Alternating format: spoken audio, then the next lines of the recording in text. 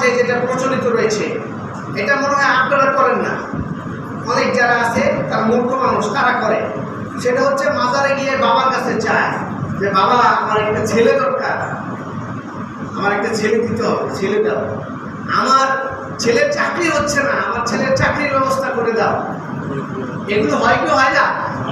আমার মেয়ের বিয়ে হচ্ছে না, বাবা আমার মেয়ের বিবাহ ব্যবস্থা করে দাও। আসলে না এগুলো? তো এগুলোর কতটা বৈধতা রয়েছে সমাজে? এক শব্দে আপনি মনে রাখবেন, কবর হচ্ছে শিক্ষার জায়গা।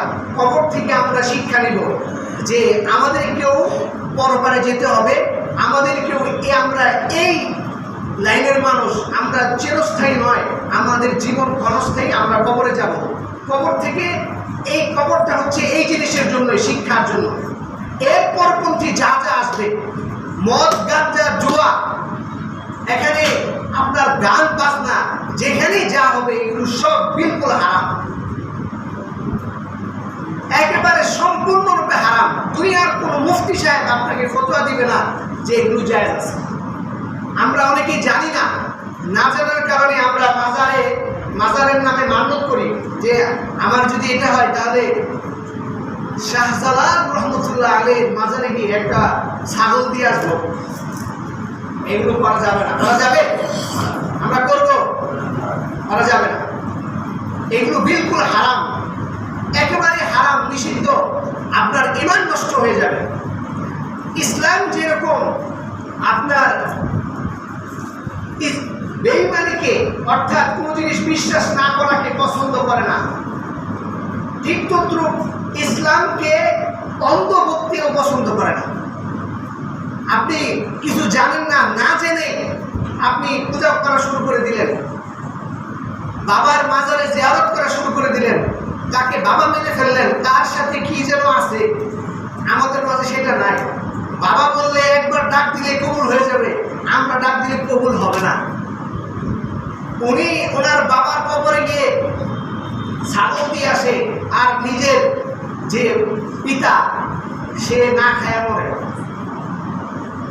এর চাইতে কম দক্ষ মূর্খ মানুষ মনে হয়, হতবারা মানুষ দুনিয়াতে আর কেউ নাই। যার পিতা মাতা আপনার বাসায় না খেয়ে রয়েছে, আর এখান দিয়ে এসে গরু কিনে, ছাগল কিনে বাবার দরবার শরীফে দিয়ে আসে। পৃথিবীতে যত অলি আউলিয়া রয়েছে, সমস্ত অলি আউলিয়ার দোয়া, আল্লাহর কসম করে বলছি, আর আপনার মা বাবার দোয়া কখনোই এক হবে না। এক হবে না।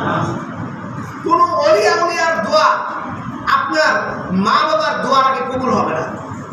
সুতরাং আপনার সবচেয়ে বড় ওলি, সবচেয়ে বড় পীর সাহেব কে? আপনার মা বাবা। আপনার রাসূলুল্লাহ সাল্লাল্লাহু আলাইহি সাল্লামকে জিজ্ঞেস করা হয়েছিল, রাসূল, আমি যদি কারোর সাথে ভালো আচরণ করতে চাই তাহলে সর্বপ্রথম পৃথিবীতে কে আমার ভালো আচরণের উপযুক্ত? অর্থাৎ আমি কারোর সাথে ভালো আচরণ করব, এই ভালো আচরণটা সর্বপ্রথম কে পাওয়ার উপযুক্ত? রাসূল সাল্লাল্লাহু আলাইহি সাল্লাম বলেছেন, তোমার মা। তুমি যদি কোনো ভালো আচরণ করতে চাও, সর্বপ্রথম তোমার মা হচ্ছে তোমার ভালো আচরণের উপযুক্ত। একবার নয়, দুইবার নয়, তিনবার রাসূল সাল্লাল্লাহু আলাইহি সাল্লাম এই কথা বলেছেন। অথচ আজকে যে সমস্ত আমার ভাইরা না জেনে এই মাজারে মান্নত করে, মাজারে গিয়ে সেজদা করে, ওই সমস্ত ভাইদের মাদের অবস্থা যদি দেখা যায় যে মার পরনের কাপড় সেটা ছিঁড়া, কিন্তু বাবার যে কবরের উপরে যে আপনার চান্দিনা লাগানো থাকে, কাপড় লাগানো থাকে, ওইটা একেবারে দামি, ৫,০০০ টাকার দামি জিনিস দিয়ে আসে, কিন্তু মার জন্য যে ৫০০ টাকার একটা কাপড় নিয়ে আসবে সেটা আসে না। এটা হচ্ছে আমাদের মূর্খতার কারণে আমাদের এমনটা হয়। আর আমি যতটুকু জানি, বিশ্বাস করি, আমাদের বাংলাদেশের মুসলমান অনেকটা ধর্মপ্রিয় মুসলমান। কথা ঠিক না ঠিক? আমরা ইসলামের জন্য জান দিতে রাজি আছি, ঠিক না বেঠে? ইসলামের জন্য আমরা জান দিতে রাজি আছি, আমরা আমাদের দেশের জন্য জান দিতে রাজি আছি। তো কিছু কুচক্রী মহল তারা আমাদের আবেগকে নিয়ে তারা খেলা করে। মাজার মানে বড় একটা ব্যবসা, মাজার মানে বড় একটা ব্যবসা।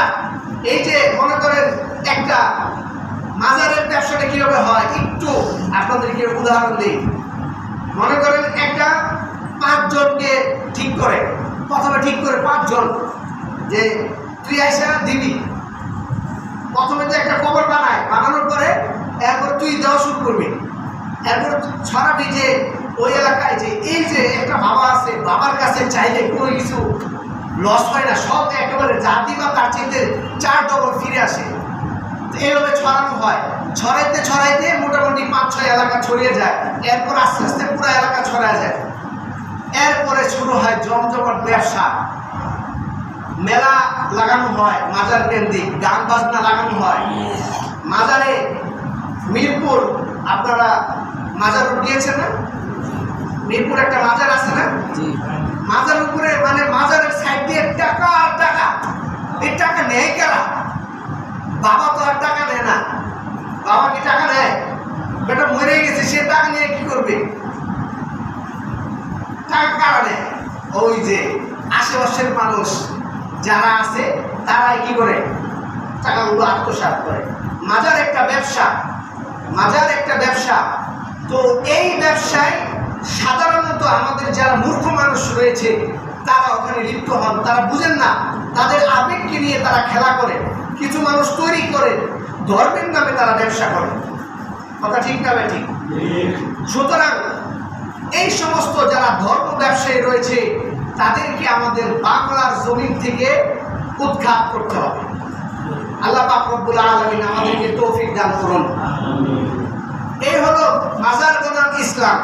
এখন আমাদের করণীয় কি? যে সমস্ত মাজারে আমরা দেখব যে এগুলো, এখানে মাজারের ভিতরে মেয়েরা থাকে, মাজারের ভিতরে শুয়ে থাকে, বাবাকে শুয়ে থাকে, বিভিন্ন জিনিস যত অশ্লীল কাজ আছে মাজারের ভিতরে করা হয়। তো যে সমস্ত মাজারে এগুলো দেখা হবে, তো হযরত আলী রাদিয়াল্লাহু তাআলা আনহুর একটি হুকুম, একটি কথা বলে আমি শেষ করছি। হযরত আলী রাদিয়াল্লাহু তাআলা আনহু একজন সাহাবীকে পাঠাচ্ছেন এক জায়গায় গভর্নর বানিয়ে। তো তাকে বললেন, আমি কি তোমাকে এমন একটা হুকুম জানিয়ে দিব যেটা রাসূল সাল্লাল্লাহু আলাইহি ওয়াসাল্লাম আমাকে হুকুম করেছিলেন? তখন সাহাবী বলল, অবশ্যই হুজুর, আপনি বলেন কি হুকুম, রাসূল সাল্লাল্লাহু আলাইহি ওয়াসাল্লাম কি হুকুম করেছিলেন? তো রাসূল সাল্লাল্লাহু আলাইহি ওয়াসাল্লাম বলেছিলেন, তুমি যাওয়ার পথে কোথাও যদি মূর্তি পাও এটাকে মাটির সাথে মিশিয়ে দিবে। তুমি যাওয়ার পথে কোথাও যদি কোনো কবর পাও যেটা উঁচু, মাটির চাইতে যেটা উঁচু, ওটাকে মাটির সাথে মিশিয়ে দিবে। এ হচ্ছে আপনার মাজারের ব্যাপারে নির্দেশনা রাসূল সাল্লাল্লাহু আলাইহি ওয়াসাল্লামের। আমাদের কবর, আমাদের পিতামাতার কবর রয়েছে, এগুলোকে সিকিউরিটি দেওয়া দরকার। আমি হেফাজত করব, এর সঙ্গে সাইডে আমি বেড়া দিতে পারি, কিন্তু এর উপরে আমাদের মাজারগুলোতে কি করে? আমার বুকটাকে মনে করে 3 তলা উঁচা করে দেয়।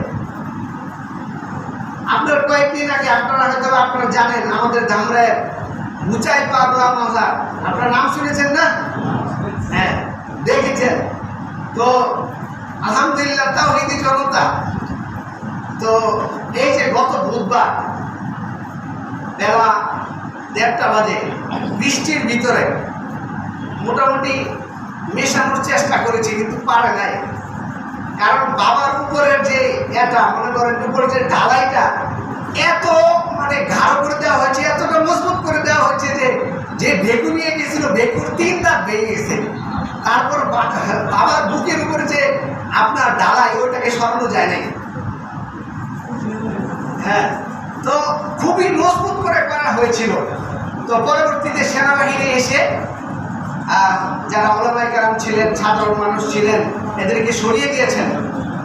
তো আল্লাহ পাক রব্বুল আলামিন, আমি দোয়া করি বাংলাদেশের যত ভণ্ডামি, যত বেদাতি রয়েছে, সমস্ত ভণ্ডামিদের বুঝাই পাগলা মাজারের মতো অবস্থা হোক। সকলে বলুন আমিন। এটা আমাদের ইমানি দায়িত্ব। যেখানে শিরক হয়, কবরে সেজদা করলে আপনার ঈমান থাকবে? কবরে বাবার কাছে গিয়ে চাইলে ঈমান থাকবে? বাবার কাছে গিয়ে আপনার অনুরোধ করলে যে বাবা আমার ছেলের চাকরিটার জন্য আল্লাহর কাছে সুপারিশ করো, ঈমান থাকবে? পশ্চিমকালেও আপনার ঈমান থাকবে না। সুতরাং ঈমান বিধ্বংসী যে সমস্ত জিনিস রয়েছে বিশ্বাস করবেন না। ওই দিন গত বুধবার দিন তো আমারও যাওয়ার সুযোগ হয়েছিল, আমি তো দূর থেকে দেখেছিলাম। তো এত মহৎ কাজ, এটা যাওয়া দরকার। এটা আমি যদিও ওখানে না গেলাম, কিন্তু আমার একটা পার্টিসিপেট থাকুক। আমি দুজনকে আমার হুন্ডায় পিছনে করে নিয়ে গেছি যে ভালো কাজ করতে যাচ্ছেন আপনি যান, এটা করা দরকার। অন্যায়ের প্রতিবাদ অবশ্যই করা দরকার, অন্যায়কে মাটির সাথে মিশিয়ে দেওয়া দরকার, এখনই সময়। তো আমাদের যারা কারণপুর যারা ব্যবসায়ী ছিলেন, তো ব্যবসায়ীদের কাছে যার যে আছে, মনে করেন যার কাছে রড আছে, রড দিয়ে দিছে, ভাই যান আপনি, আমার দোকানটা খোলাই জন্য যাইতে পারতেছেন, আপনি যান আমার পক্ষ থেকে। সবাই একেবারে হাজার হাজার মানুষের ওখানে ভিড় ছিল। এটা আমাদের ধর্মপ্রাণ মুসলমান, আল্লাহকে বিশ্বাস করে যারা আমাদের ধর্ম নিয়ে আমাদেরকে বেঈমান বানাতে চায়, তাদের ঠাঁই আমাদের এই বাংলাদেশে নাই।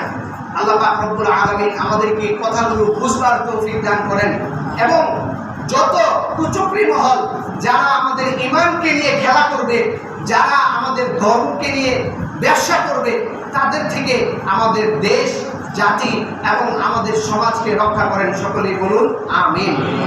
এই বলে আমি আমার আলোচনার ইতি এখানেই টানছি। যারা ক্বাবলাল জুমা 4 রাকাত সুন্নত করেননি,